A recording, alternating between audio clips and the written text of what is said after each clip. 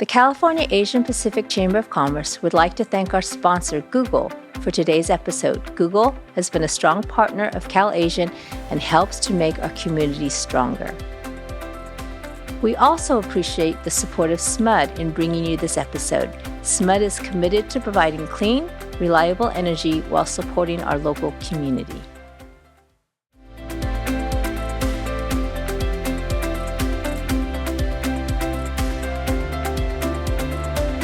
Welcome to another episode of Space at the Table. I'm your host, Pat Von Kushida, President and CEO of the California Asian Pacific Chamber of Commerce. Today, we are honored by one of California's groundbreaking political figures, California's 34th State Treasurer, Fiona Ma. Treasurer Ma is the first woman of color and the first woman certified public accountant elected to the position. She was first elected in 2018 with the most votes in the state's history for a treasurer candidate and was reelected in 2022. Treasurer Ma processes more than $3 trillion in banking transactions for the state of California. Before being elected as treasurer, she served as an elected member of the California Board of Equalization, the State Assembly, and the San Francisco Board of Supervisors. Welcome, Treasurer Ma. So glad to see you here today. Thank you. Thank you, Pat. So I'm so excited because, I've had a chance to watch your career, have the opportunity to actually be part of a lot of the initiatives that you have undertaken in your political life. And I am just in awe because you are really a series of firsts. And how did you get started and how did you get interested in politics? Well, I never was interested in politics, never thought I would be here. But perhaps my mayor, my father's father, he was actually the first mayor of Kunming in China. So maybe something is in my blood. But my parents left China at a very early age, immigrated to Hong Kong, met at a church picnic in Canada, and eventually settled in New York. So as the oldest child of immigrant parents, our parents, wanted us to come for the American dream, and that means getting a good education. So I was good at math, and they wanted me to be an accountant, right? One of the lead professions, lawyer, engineer, accountant, or a doctor. So I'm an accountant, my brother's an engineer, and my sister's a doctor. We're just missing a lawyer. But if we had a fourth sibling, I'm sure he or she would have been a lawyer.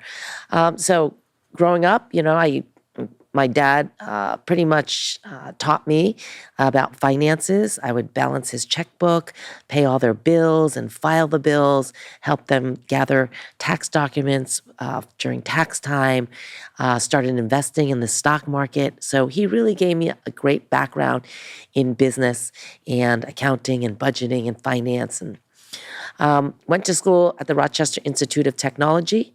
I decided to go there because they had 2 paid co-ops or internships. After both of them, the company Ernst & Whinney offered me a job in Manhattan, but my parents decided to move to San Francisco. And so I interviewed all over again, and I decided to stay with Ernst & Whinney in the real estate tax group. So did my audit hours, earned my master's in taxation, and then after 5 years, quit because there were no women or people of color in leadership positions. And someone tapped me on the shoulder and said, Miss Ma, if you want to get clients early, you should be the president of the Asian Business Association. Oh. We're not going to pay you. It's a nonprofit and it won't be that much work. Well, we know what that means. So I kind of got suckered into it. So I said, okay. And that was the first time I got involved in politics, going down to City Hall, Sacramento, DC, representing more women and minority small business owners in contracting opportunities with government, with the private sector. And so that's really kind of how it started. I mean, we got pushed out there, and I don't know if you remember Harold Yee, Asian Inc., and Absolutely. Frank Fong, yes, still president of CABA here today. They were all about being at the table, right? Making sure that we go and get appointments at the local level. So we're active in electing the mayor and then eventually running for office. And I'm probably the only one that's kind of made it this far in terms of elected office. But I love people. I'm an extreme extrovert. I like to help people. And this is my fifth kind of elected position in 20 years. I haven't lost yet. And one of my secrets is I don't want my parents to say, I told you so. And number two, I don't ever want to go back and do tax returns again. So that's kind of the secret of my success. Well, it's interesting that you talk about that journey because, I am a first generation Chinese American, and that immigrant story, right, is so compelling. And our parents always wanted us to do better, right? And that journey from being a volunteer to running a nonprofit to getting your feet wet in politics and then having a real understanding that we do need representation. We need to have folks that look like us in order for us to advance. Can you talk a little bit about your experience as many of first, right? The first woman of color. How did you navigate that? Because you're right, you have not lost an election and you continue to climb, and you have been such a champion for our community and such a role model. Talk about a little bit about kind of the struggles around being a series of first and a woman of color. Yeah, I'm always kind of reluctant to say first of something, but in politics, you have to say you're first at something. And sometimes it's not easy to find because there have been women that have come before me, Asian Americans, Chinese. One other gentleman who was a CPA as a state treasurer many, many years ago. But it is important, I think, for the next generation because if you don't say you were the first at something, it means we're not pushing the envelope enough for the next generation. And that's what I love about the state of California is when I started, 30 years ago, we were probably the 10th largest economy in the world. And today we're teetering at 4 or 5.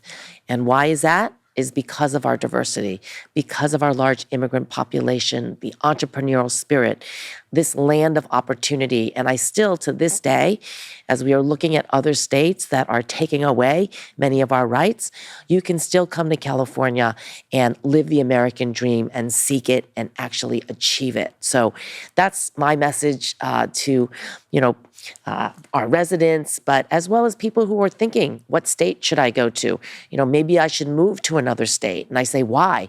Because this is the land of opportunity, California, and you will always be protected.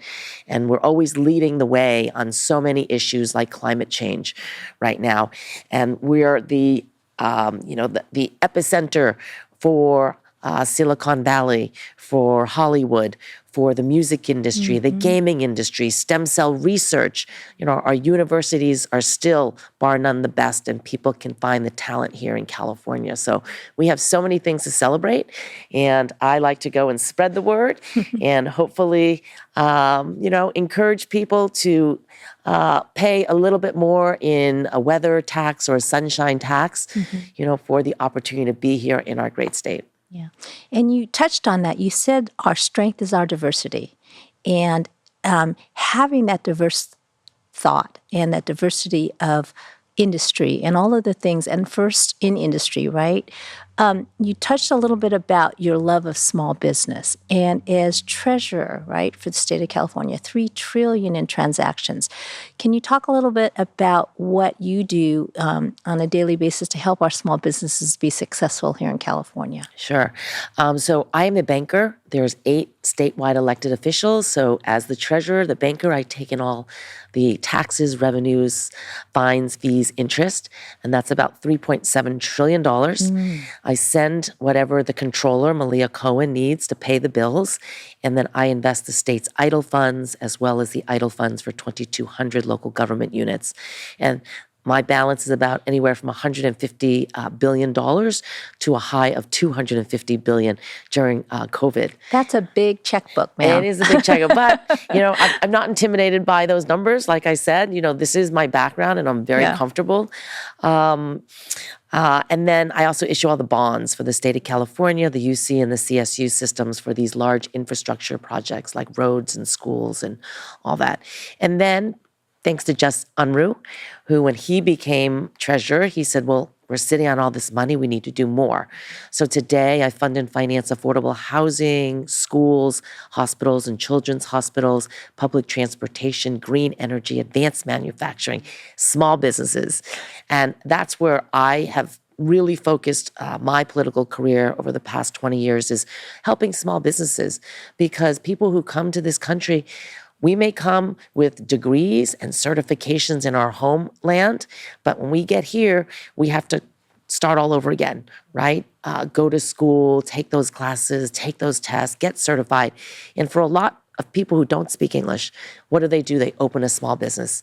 But it is complicated, as you know, right? The rules, the regulations, the inspections, the taxes.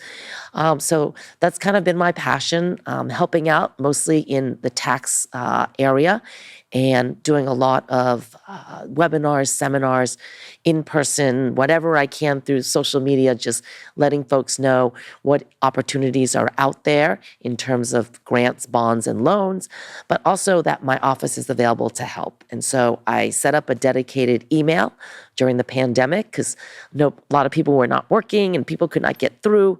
And so that email is askfiona@treasurer.ca.gov. And Catherine Asprey, that's one of her main jobs, is just responding to constituents. So if anybody needs help and having a hard time getting a call back, please feel free to call me. And I think that's what, government should be about. We're about people. We're funded by the people. So therefore, we need to work harder and be that liaison between the people and government. And so very proud of my team. Pretty much all of my leadership team has had some sort of private sector experience. Because if you're in the private sector, you understand that time is money. And if a sheet of paper is sitting on someone's desk for too long, that's costing that business owner money in terms of interest costs, or maybe not being able to fulfill the lease, all of these things. So, that's also, a second priority is constituent services. Make sure that we are available, we answer the phone, we get back to people, and that they feel comfortable, coming to my office. I've also had over 1,000 interns come through my office. Yeah, because I was never involved in politics. And now, because I want to give the opportunity to the next generation so that they understand what government is about, that it shouldn't be intimidating. A lot of people have negative views of government, but we are just people, public servants. And hopefully some of these young people may think about government as a career, because we need good, smart, hardworking people working in government. We would like to take a moment to recognize AT&T and Taylor Builders for sponsoring today's episode. Well, I have to tell you, your staff is amazing. And I say that because I think that you do pick the right folks to lead. You do pick those folks that have that understanding around the public-private sector relationship and the partnerships that are going to be required in order to be able to advance, California's initiatives and economy. And you touched on California's economy and fourth, fifth largest. And if you take a look and you look forward into our future, describe the future that you see for us. Describe maybe some of the challenges, but also what those opportunities are. And in particular, for, we are, I think, right, a minority-majority state. Describe some of the opportunities for those folks that may come from disadvantaged communities, but where should we be leaning in? Yeah. First off, during COVID, to kind of come to where we are today, during COVID, everyone was at home. We all stayed in California. We were still buying things on the internet, as well as cars, RVs, boats. And so our sales taxes were doing very, very well. And then because of the new technology that was needed for the Google Meets and all of the, the Zooms, technology companies were booming, right? Hiring.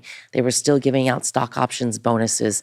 And then people were home buying and selling. Interest rates were low.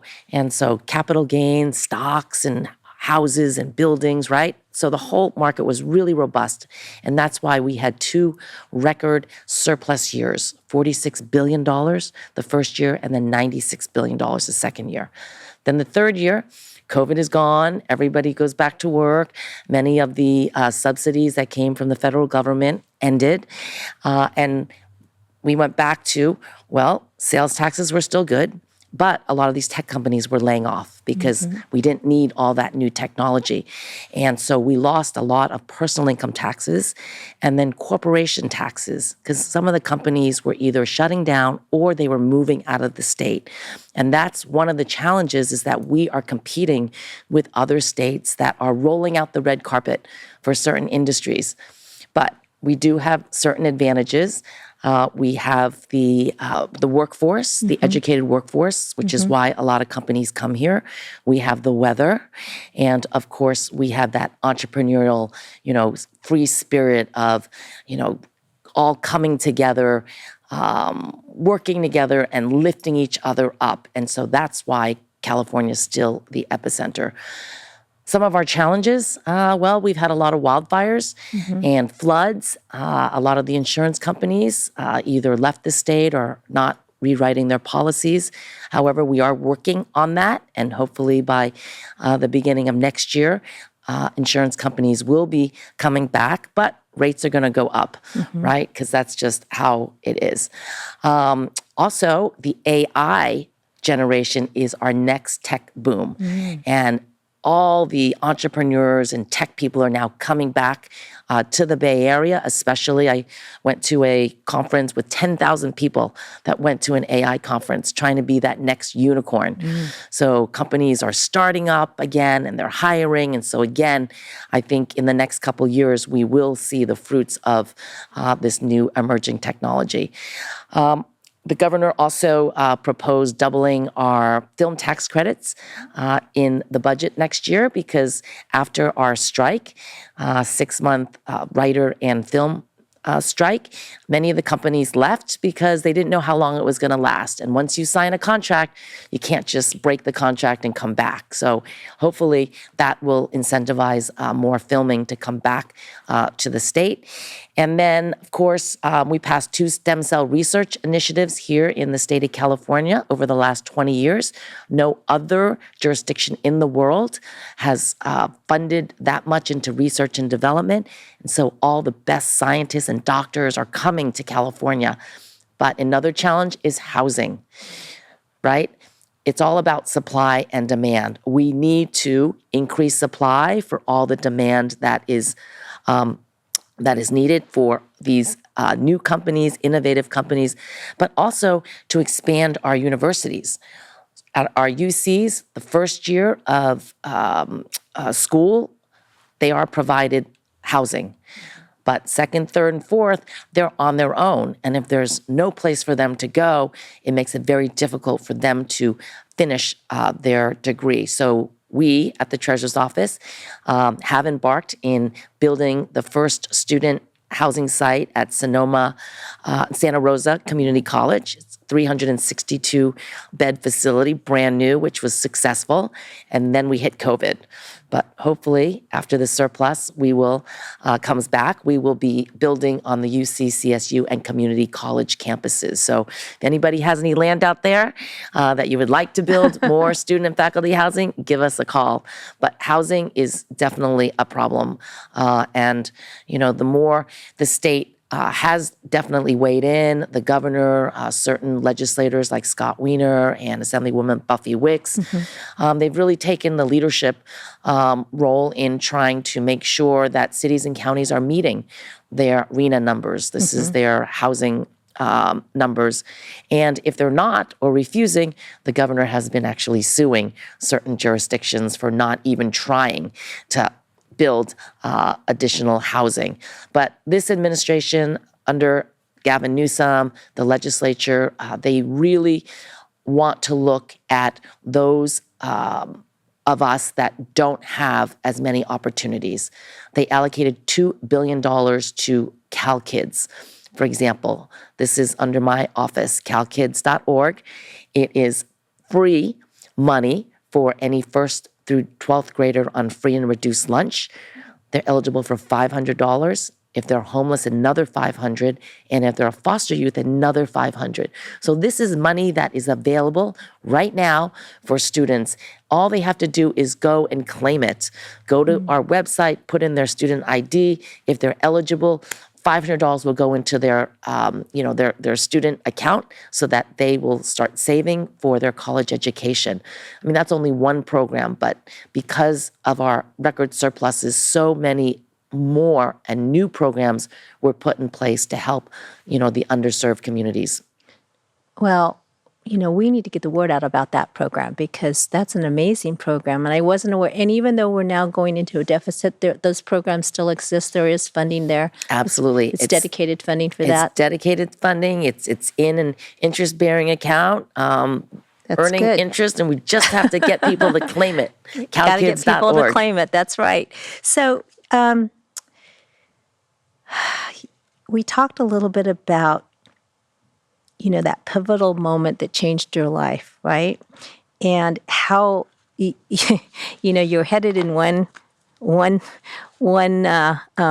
area of opportunity in terms of I'm going to be the best CPA out there, and you ended up going into politics. And what was that pivotal moment for you? What made that change occur? Who were the folks that you were introduced to or mentored or you had the opportunity to work with that changed that moment for you? So after I started my own practice and I was out there, Senator John Burton always had a Chinese aide, and he had African-American aide, a Latina, LGBT, and that slot opened up. And so some of my friends said, oh, you should go apply, to be a district representative. And I said, why would he hire me? I grew up in New York. I don't speak much Chinese. I know nothing about politics. Like I just started my own practice. That's what I really should be focused on. And they said, well, you should just go and interview. And I'm always about saying yes to the experience because you just never know, right? If you don't, absolutely, then you're not gonna, kind of get to a new level or a new place that I never knew would be there. So I went to interview, and I think I got hired because nobody wanted to work on issues like the franchise tax board, unemployment insurance, workers' compensation. Those are real sexy IRS, issues. DMV, real sexy. And I was like, sure, I like that because that's, what I'm trained to do. And so I was hired. They wanted me to work full-time, but because I had my practice, I said I could only work part-time. So for 2.5 days, I worked in his office. But I really started loving working with constituents, being able to help them because so many people do need help and they don't know where to turn. Yeah. And sometimes when the help is the government and they don't know how to get through those barriers or those challenges, homeless individuals, single moms, right? People who need food.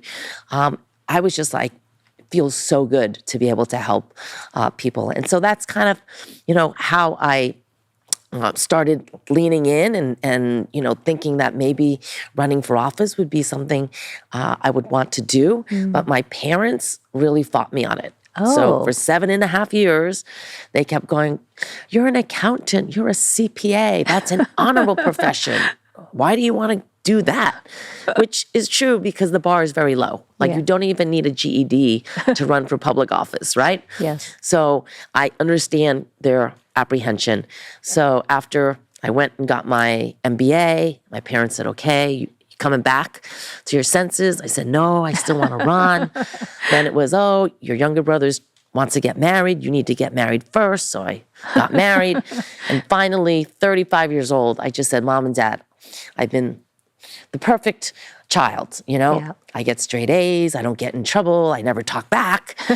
Just support me once. Yeah. To do something I want. And so they said, okay, you can always go back and be an accountant if things don't work out. And they moved to Las Vegas, and that's when I ran for office. But my biggest mentor, some of my biggest mentors, John Burton, clearly, he taught us 3 things. Number 1, remember who brought you to the dance, meaning loyalty. Don't forget where you come from. Don't forget those that helped you get there. Number 2, be a voice for those who don't have a voice. And number 3, stand up for what you think is right, even if you're the only one standing.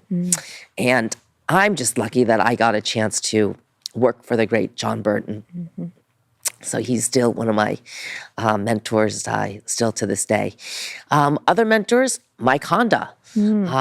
When he went to Congress and I ran for my first office, he would fly back and show up and stand next to me at the Chinese 6 companies, for example. And having a congressman come, was like a big deal. So he's also been one of my long-term mentors, and watching how he stands up for his principles in Congress, even when it's detrimental to his race or his district perhaps. But, he's just has great values.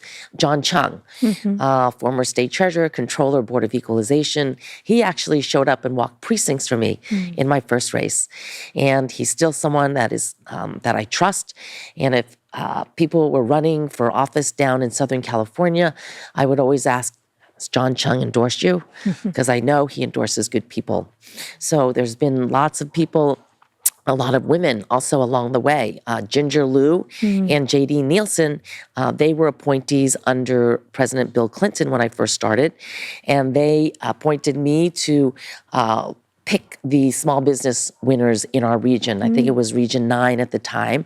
And so I was able to use my Asian Business Association hat and also be in politics as well. And so I kind of have, that transition, slow transition into what it's like to be in public office. And I really liked it. I was addicted to it. I still am. It's what I get up every day to do. You're wired to it. I Some am. people really enjoy the process of meeting people and getting out there and that energy, right? I can tell. And you got a little bit emotional when we talked about John Burton. And I see that he meant so much to you. This is not your last campaign. So can you talk a little bit about what your plans are for the future? Yeah, so in 2 years, 2026, it'll be the year of the horse. My last name is Horse, and I was born in the year of the horse, so that will be my year. I'm going to be running for lieutenant governor. And like Eleni Kounalakis, who's the first lieutenant governor in the state of California since 1849, had she not been there, then people like me may not think I could actually get there. But before Eleni, there was Mona Pascal. When Mona was appointed lieutenant governor, I think when her boss, John Garamendi, went off to Congress, she was the interim. And I remember going into her office and going, oh my God, Mona, you're like in an amazing office. Look at this, lieutenant governor. And so without her and seeing her in that office, I also may not, have thought that I could continue to run for statewide office, because it is very daunting to try to reach 40 million people in this amazing state. So, it takes those before you for others. And now, today is election day. Yes, that's right. If our good friends, my sister Kamala Harris gets elected, so many other women are going to be saying, I want to be the next president. I never thought I was going to see a woman president in my lifetime. And I was devastated when Hillary did not make it, because I thought, wow, someone who's qualified, who's lived in the White House, who, ran for U.S. Senate in her own right, who was the busiest Secretary of State we've ever had. She worked so hard, and yet she was not able to make it. So now I'm hopeful again. Yeah, that speaks volumes that you're here on election day. No, it's a state constitutional officer. Thank you so much, Fiona.